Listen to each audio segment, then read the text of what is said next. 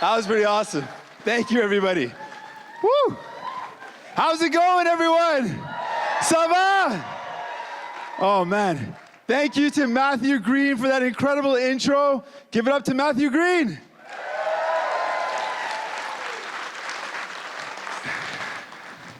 Mes amis, vraiment, merci infiniment pour l'occasion, pour l'opportunité de partager quelques mots avec vous aujourd'hui. C'est vraiment un honneur d'être parmi vous aujourd'hui. Thank you so much, my friends. It is such an honor to be here with you, to see so many past colleagues and friends, many new faces. This is incredible. Thank you. Whew.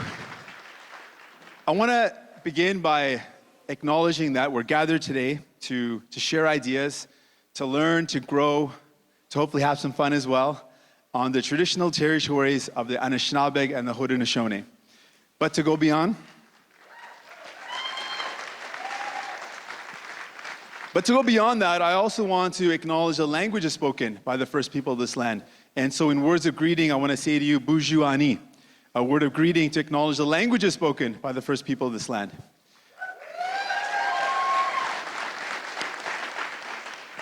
But I also want to say we acknowledge the first lands, the first people of this land, because we want to acknowledge the ongoing injustice they continue to suffer. And we want to commit to remedying that and ensuring they have justice.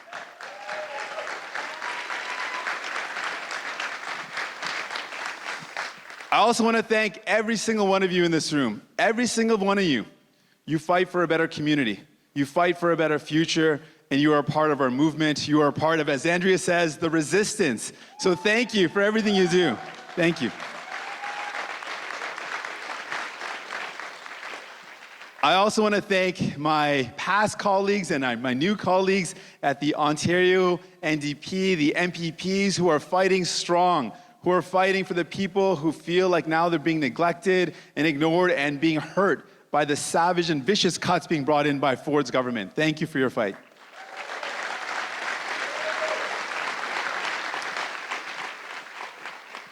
And leading that fight in the Ontario Legislative Assembly with an incredible team of MPPs is our leader, Andrea Horwath, who is an inspiration.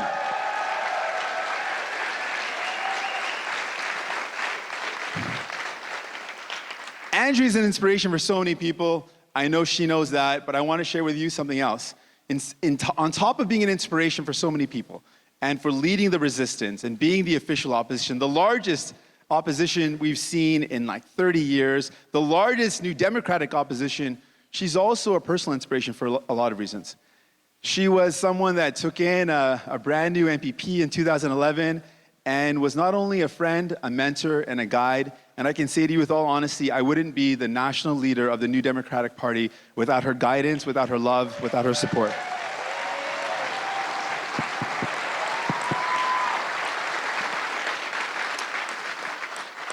So friends, I want to talk to you about what we're here today to talk about. I know that you know this already, but I think it's important to say that there is a better way forward than what we're seeing with the vicious cuts, the assault on public services that Doug Ford and the Conservatives are bringing in. There is a better way forward, and I want to talk to you about what that better way forward is.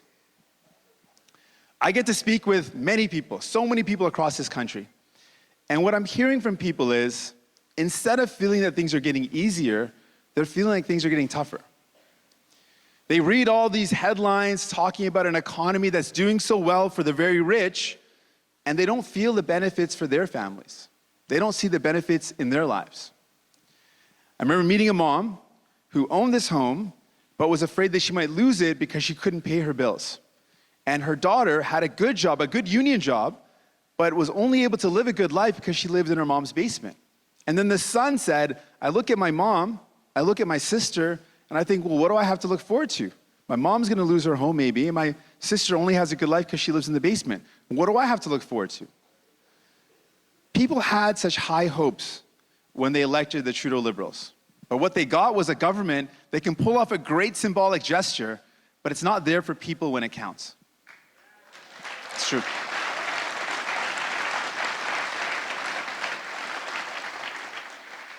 Les libéraux sont comme un restaurant luxueux. Il y a un bon menu, mais ils ne servent que les riches et il ne livre pas.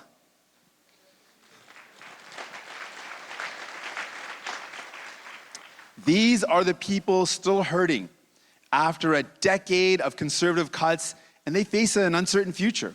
They're worried. They're afraid.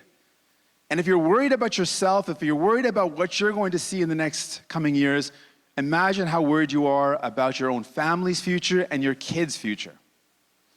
It's hard to hold on to your faith in a future that seems determined to count you out. That's the reality. But I want to say something. None of this is inevitable. All of this is because of a simple choice that liberal and conservative politicians made. This is the choice they made: to put the profits of rich corporations and their wealthiest friends ahead of your needs.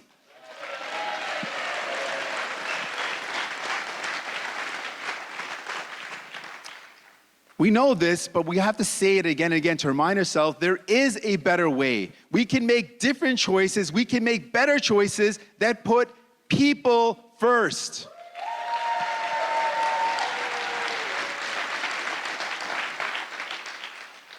And today we're going to share with Canadians what we believe these choices should be, what we can achieve when we come together.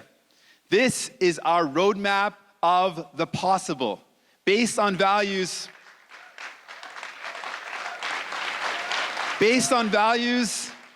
that Canadians believe in: working hard, doing what's right, and taking care of each other. Vous avez déjà vu une partie de notre plan pour lutter contre les changements climatiques, en créer au moins de 300 000 emplois de qualité. Last month, we shared our plan to fight climate change while also creating 300,000 new, good, clean jobs.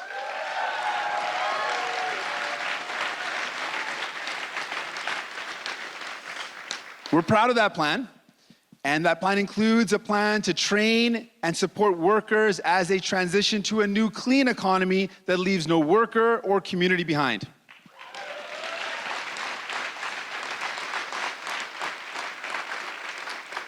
But we want to build on that vision, so the vision we're releasing today takes that same bold spirit and shows how we believe government can make things better for people.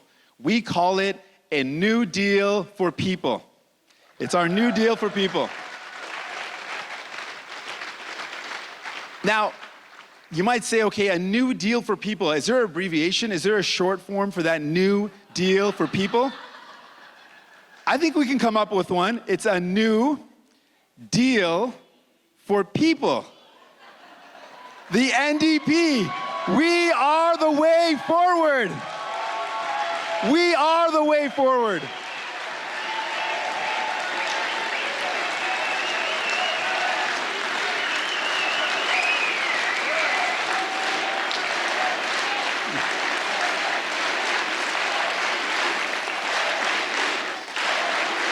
NDP.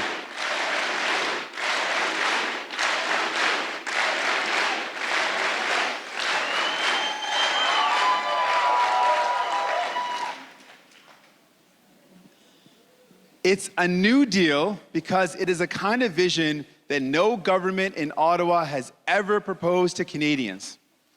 And it is for all people, because we are serving notice that the days of running governments in the interests of a very powerful few are coming to an end.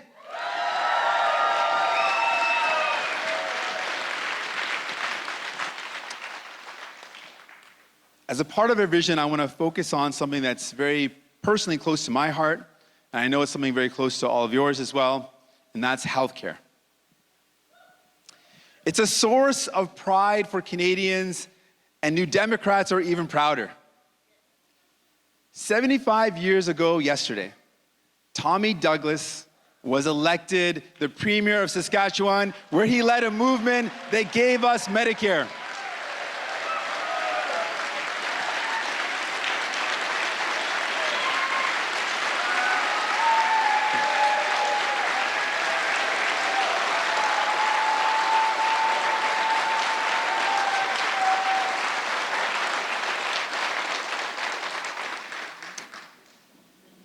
And ever since, being Canadian means doctor's visits, hospital care, without having to worry about how to pay for it. That was a powerful dream, but we know that dream is not complete. We can take it further. Tommy wanted us to keep on moving forward. He never thought that covering hospital care and doctor's visits should be the end of the battle. He saw Medicare as the first step. But our healthcare system has remained the same. It hasn't kept up with the needs of families, children, and seniors, people living with disabilities.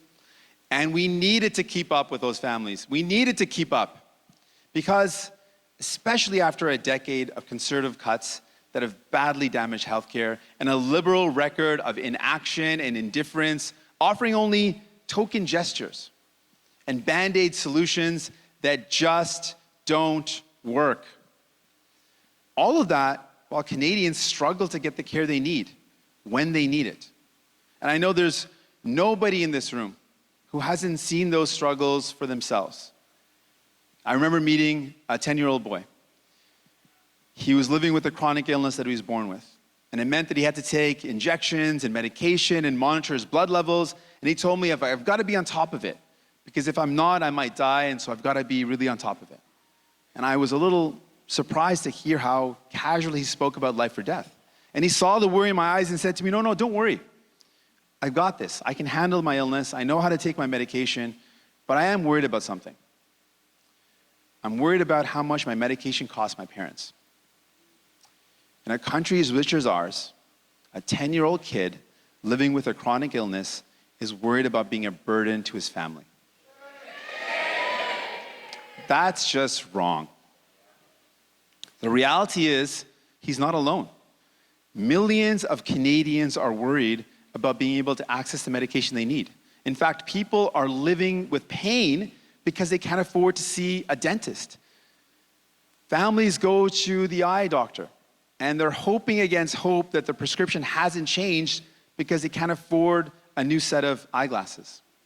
People are looking for help when it comes to depression, and they come up empty when they are most vulnerable in their lives. Friends, we have a crisis in healthcare, and it's time that changed.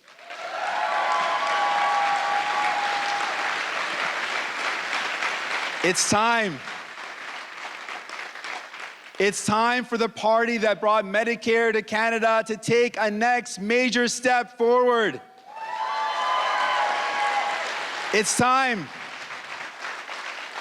It's time to bring Canadians a historic expansion of the services that healthcare covers.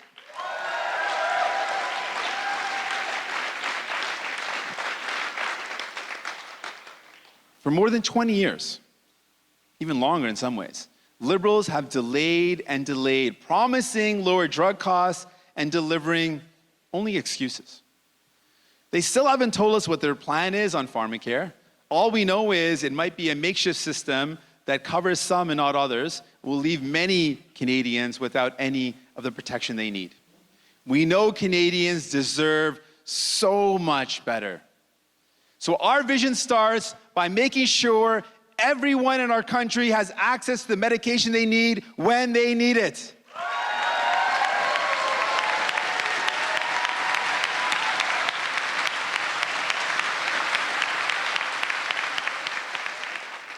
Our plan couldn't be clearer. Pharmacare that's public, comprehensive, and universal.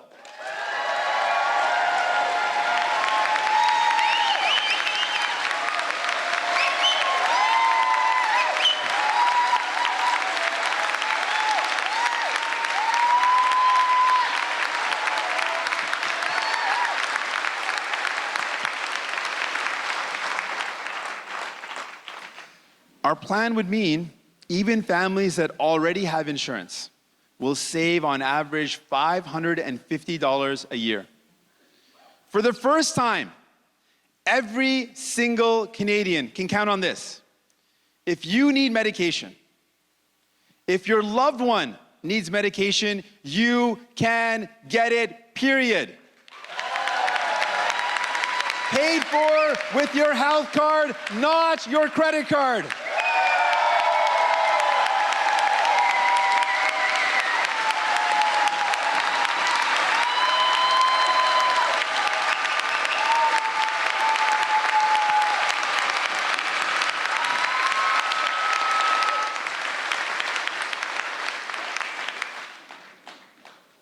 But friends, we won't limit the expansion of publicly funded health services to pharmacare. For our next step, we'll work with healthcare workers, with provincial and territorial governments. In Ontario, it'll be Andrea, Horwath, NDP.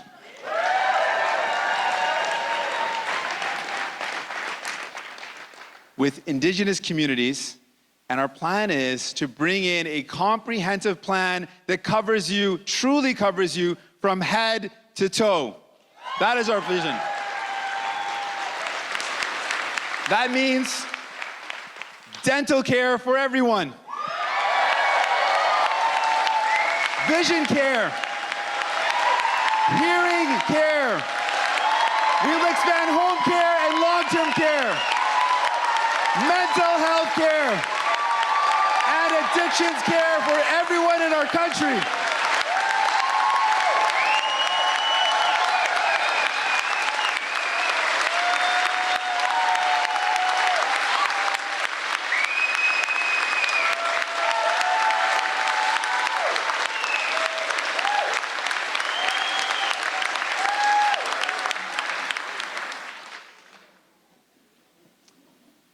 Friends, the gaps in healthcare can't be bigger or more damaging than in addiction care. I can tell you my own story. My dad had to grapple with a horrible addiction. And it meant that he lost his job, he lost his benefits, all the services that he had, and it meant that he was really at rock bottom.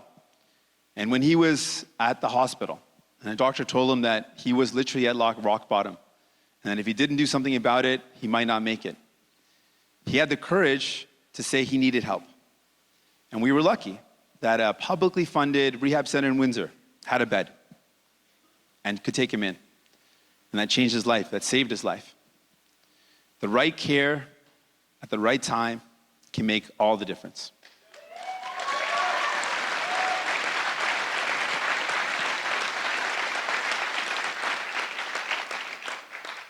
It can save lives.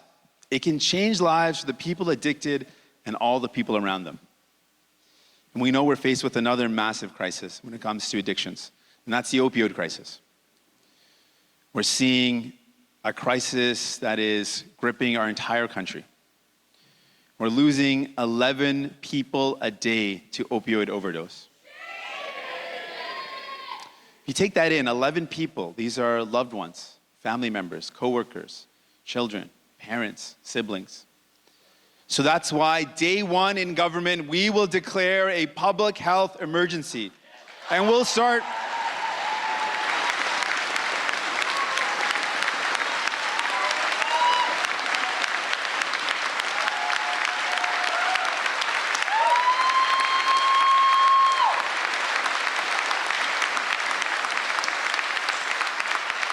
And friends, we'll start the work right away of ending the criminalization and the stigma of drug addiction.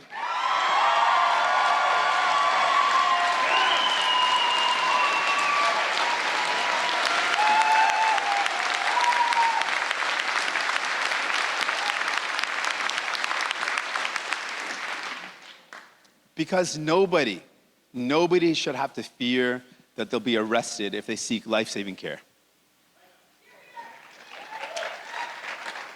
It comes down to this very simple value, this very basic value that we all believe in. Canadians take care of each other.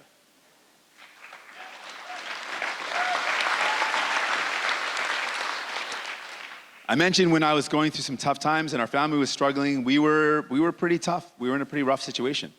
My dad had lost his job. We couldn't pay the bills. I remember collection agents calling the home. And my mom was too afraid to pick up the phone, so I had to pick up the phone. I remember how tough it was to deal with someone saying, you owe this, you gotta pay for that, and we couldn't. We had no money. I remember losing our home. I remember working hard and trying to figure out a way to get out of this tough situation.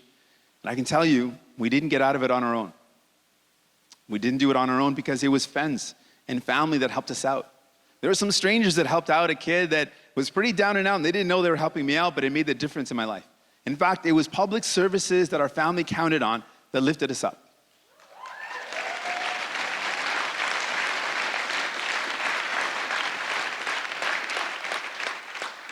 And that's why I believe so passionately that your job status, your income level should not determine your access to services.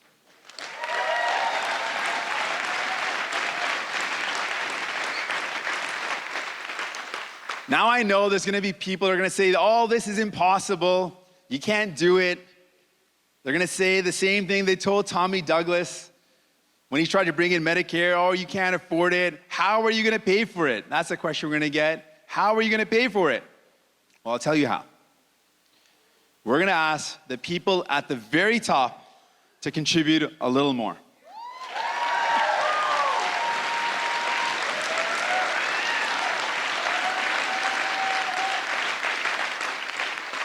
I'm announcing the first measure today. The measure is a 1% tax on the wealth of the richest of the 1%, those who have fortunes of $20 million or more.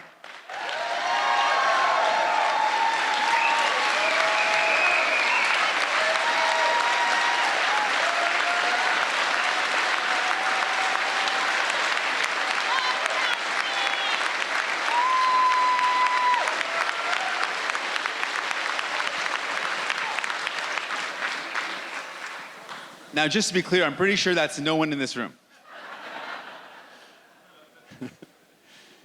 The Liberals and Conservatives have been working for too long for the people at the very top instead of working for you. We are going to change that. Because we are stronger when we work together. We do better together. And we at our very best when we put people at the center of all we do.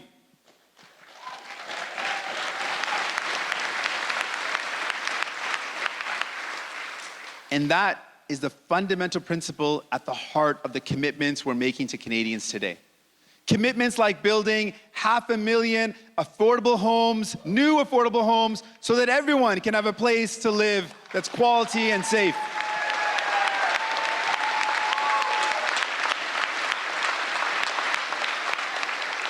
Des engagements comme la lutte contre la crise climatique en facilitant les déplacements en transport en commun et en vous aidant à rendre votre maison plus éco-énergétique.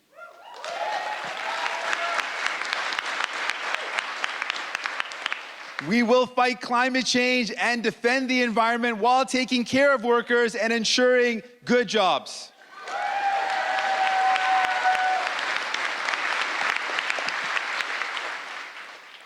We will work honestly towards reconciliation. And that means having the courage to call the systemic failure that led to the killing of Indigenous women and girls a genocide.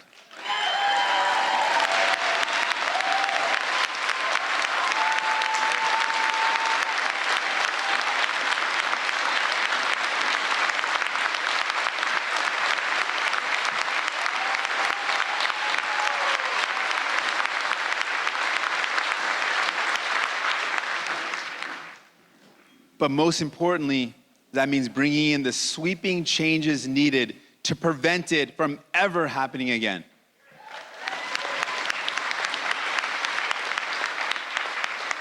We will build on the good work of my good friend and candidate for Hamilton Centre, Matt Green, to confront racism and end the practice of carding.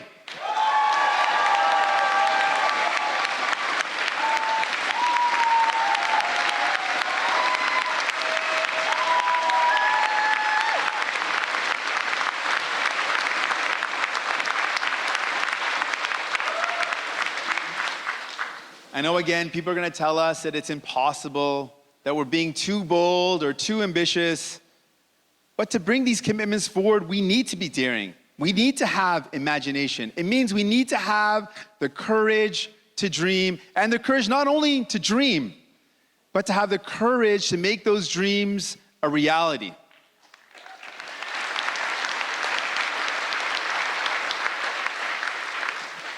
Like our friend Tommy said, dream no little dreams. With this historic expansion of the healthcare Canadians and their families can count on, we are delivering on a commitment that the future really can be better. A commitment that life really can be fair. A commitment that the Canada we still believe in. That Canada that New Democrats have always believed in. The Canada where we look after each other really is possible.